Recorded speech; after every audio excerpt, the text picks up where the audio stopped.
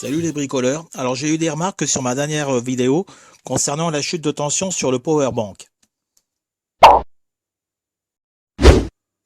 Donc à vide, on avait 5 volts 1. Ensuite avec 1 ampère de charge, on avait 4 volts 8. Avec 2 ampères, on avait 4 volts pratiquement 6. Et avec 3 ampères, on n'avait plus que 4 volts 3.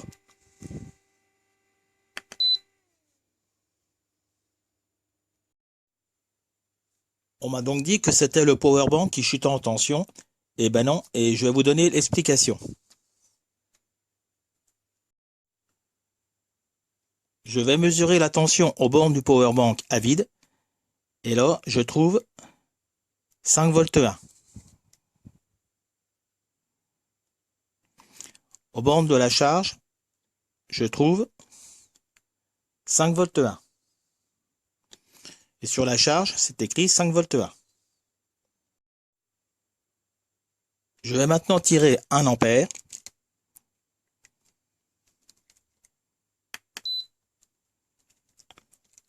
Aux bornes du powerbank, je trouve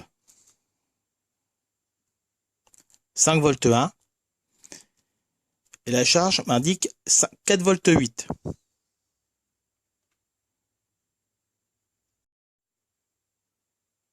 Je fais maintenant l'essai avec 2 ampères.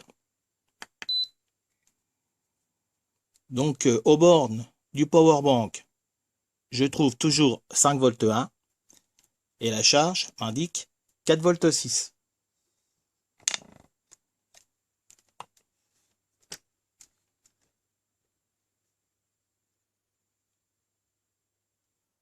Je fais maintenant l'essai avec 3 ampères.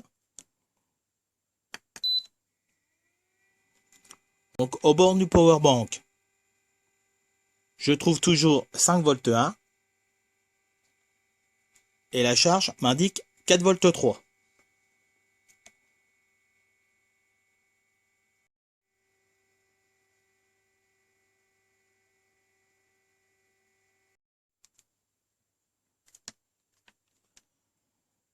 Donc pour 3 ampères, je refais l'essai.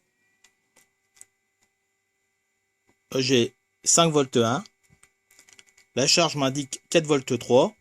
Et aux bornes de la charge, j'ai 4 volts 3.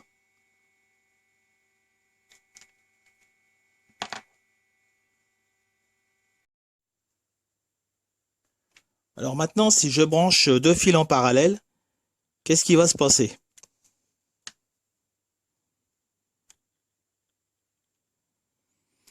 Donc là, pour 1 ampère, on a 4 volts 8. Et si je branche les 2 fils en parallèle,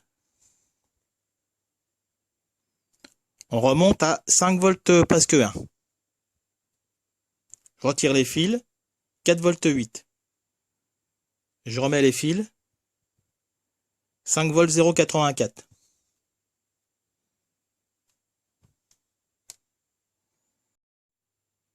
Alors comment expliquer ça?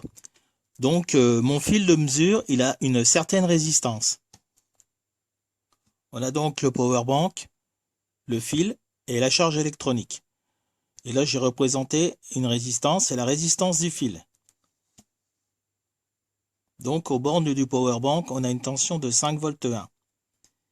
Et à la charge, on n'a plus qu'une tension de 4 volts 8. Ce qui veut dire que 5 volts 1 moins 4 volts 8, on a une chute de tension de 0,3 volts par le fil.